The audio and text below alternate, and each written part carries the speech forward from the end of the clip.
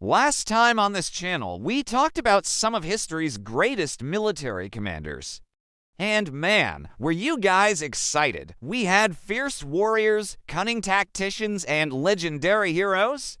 It was a battle royale of epic proportions, a clash of titans where only the best could prevail. But the competition was fierce. Every general gave it their all, leaving it all on the field. So we're back to see who can claim the ultimate prize, the title of the greatest commander of all time. Welcome back, history lovers. Today we dive deep into the annals of history once again to recount the tales of valor, strategy, and conquest. 6 mighty commanders stand ready to showcase their skills and lead their armies to victory. Who will rise above the rest and earn the title of the greatest commander of all time? You'll have to watch and find out. But before we dive into the action, let's quickly welcome back those of you who are just tuning in. If you're new here, don't forget to join our growing family of history enthusiasts. Alright, let's get back to the action. Let's start with Julius Caesar. The year is 50 to BC and the stage is set for a showdown like no other. Our animated maps show the Roman conquests under Julius Caesar. The year before, Caesar had successfully invaded and conquered Gaul, expanding the Roman territories to include what is now France, Belgium, northern Italy, and Switzerland. His military genius was on full display as he led his legions to victory after victory. Now he sets his sights on the Helvetii tribe in what is now Switzerland. Despite their fierce resistance, the Helvetii are no match for Caesar's tactical prowess.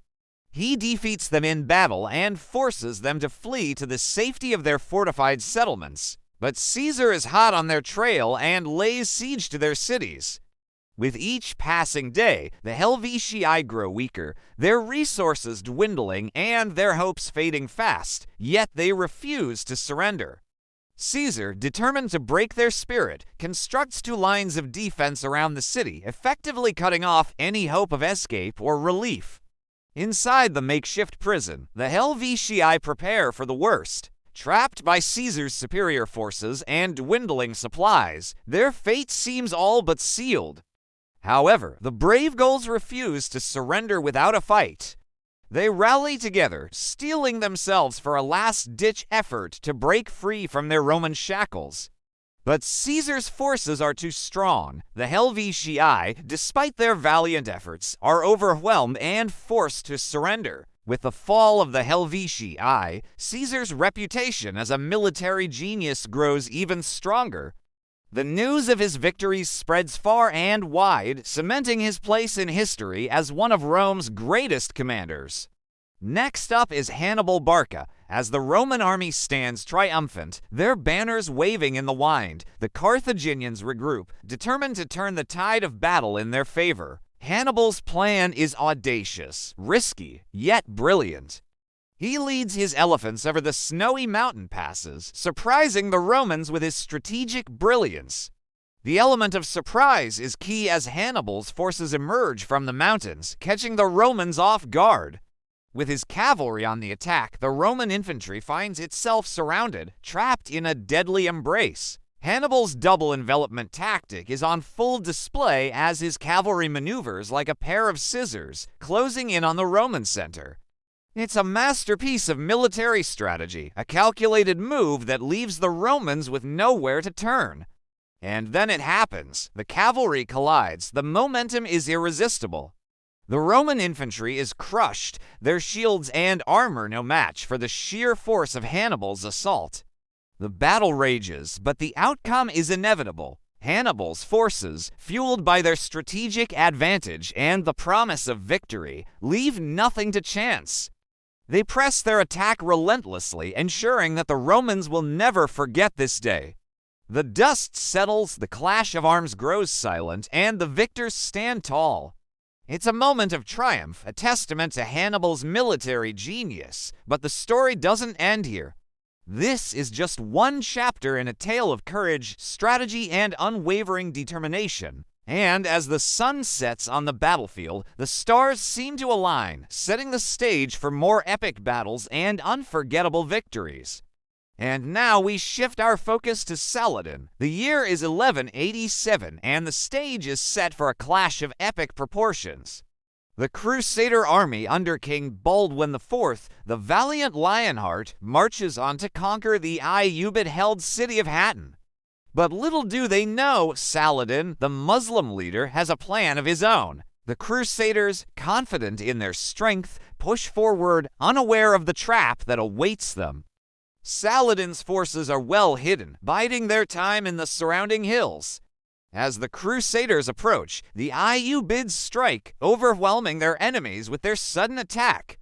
The Crusaders, caught off guard, scramble to defend themselves. But the Ayyubids are relentless, pushing their attackers back towards Hattin. Exhausted and desperate, the Crusaders seek refuge in the city, hoping to hold out until reinforcements arrive. But Saladin is prepared for this. He lays siege to the city, cutting off their water supply and bombarding them with arrows. Days turn into nights as the Crusaders endure Saladin's siege. Their resolve weakens, their bodies grow weary. Just when it seems they can endure no more, reinforcements arrive. The Crusaders, revitalized, break out of the city and ride back to safety. Though they escaped, the Crusaders suffered heavy losses, a testament to Saladin's strategic brilliance. But the story doesn't end there. This encounter is just a chapter in the larger conflict between the Crusaders and the Ayyubids. As the sun sets on the battlefields of Hattin, the stars seem to whisper tales of courage, strategy, and the unbreakable human spirit. Now it's time for the conclusion of this epic showdown. The 6 commanders, each a legend in their own right, stand before us, their achievements echoing through the corridors of history. And as we reflect on their extraordinary feats, a sense of awe and admiration fills our hearts. Which one among these titans will claim the ultimate prize? Who will be crowned the greatest commander of all time? It's a question that has echoed through the ages, a question that has ignited countless debates and inspired countless strategies.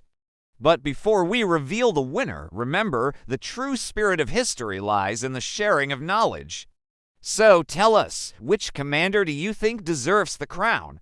Which military tactics and strategies have fascinated you the most? Let your voices be heard in the comments section below. Your thoughts are the threads that weave the rich tapestry of history. As the votes are cast and the tallies are made, one name rises above the rest. The greatest commander of all time. Who will it be? Drum roll, please. And with that, we have reached the end of our epic journey. Now it's your turn. Who do you think is the greatest military commander of all time? Share your thoughts in the comments, and if you have a favorite commander who is not on this list and you'd like us to dedicate an episode to them, write their name down. Don't forget to like and subscribe. Thanks for watching.